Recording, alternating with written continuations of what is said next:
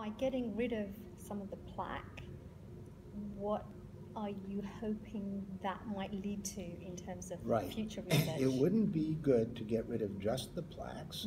If the plaques were, we were rid of the plaques, but we had free oligomers, we probably wouldn't help the patient cognitively. Okay. We have to target both the oligomers, which so many of us in many labs around the world have identified as the smoking gun in Alzheimer's, not the plaques, and that's often not well understood, because we often talk about plaques and tangles and the key lesions that Alzheimer described in 1906, but it's not the plaques as much as the small oligomers that can do damage.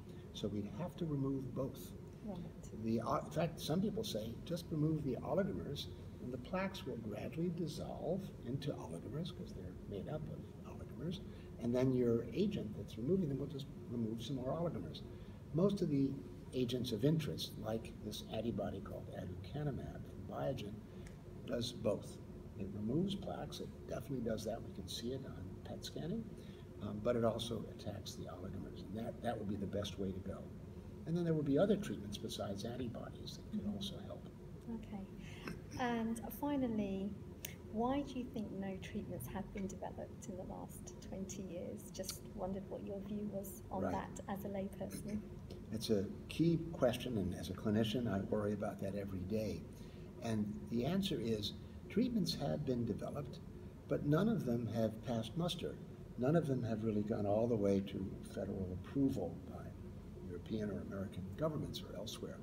And the reason is that some of the agents didn't work well in animals, so there was no reason to take them on into people. And I think they shouldn't have done those trials. Okay. And some looked like they worked in animals, but that didn't work well in people. And one of those is an antibody called bapineuzumab that caused some edema in the brain, and they had to restrict the dose and couldn't give enough of this antibody called bapineuzumab to really do the trick, to clear. So the reason for 20 years we've done a lot of work and nothing has worked is because we haven't hit on the right combination between a strongly effective drug that works in animal models, then is taken to humans, and is safe and doesn't cause us to have side effects that prevent us from dosing. It looks like, again, the example of aducanumab and other agents look like they're working. There's an antibody from Genentech, crenezumab, that also seems to work. So the reason for 20 years is that we haven't struck on the right balance between benefit and safety. And that's a hard thing to do. And if we get a drug for Alzheimer's in the next 3 to 4 years, and I think we will, then we'll look back and say, why did it take us 25 or 30 years? But in many other chronic diseases, it's taken 25, 30, 40 years. When we first learned about cholesterol being bad cholesterol and good cholesterol, it's about 40 years until we got Lipitor and other statin drugs. So it does unfortunately take a while. This might even be a little less than that. Okay. I wondered if it was because of the amount of money that was not put into Alzheimer's and dementia research as opposed to things like cancer, for example. So it's very important to support research, and it turns out that Alzheimer's costs more for society, and this has been well documented, than heart disease and cancer combined. It actually costs more total. And there was an article in the Journal of Medicine that documented that. There hasn't been enough dollars put into Alzheimer's research, although that's starting to improve.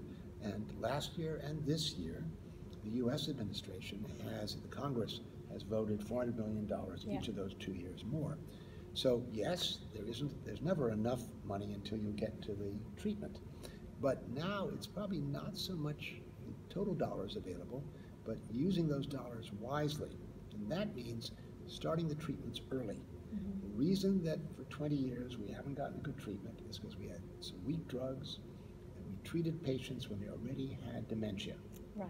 If we could treat them preventively, it's like my having a heart attack and then you give me a statin or Lipitor. And I'll say, well, thank you, but it's not going to make that much difference because my arteries don't look too good. And instead, I'd like to take it when I'm 40 or 50. So that's hard work, it's expensive work, and those trials are underway. These are called prevention trials. And treatment trials are also underway. And sometimes the same drug, aducanumab is a good example, could work in treatment.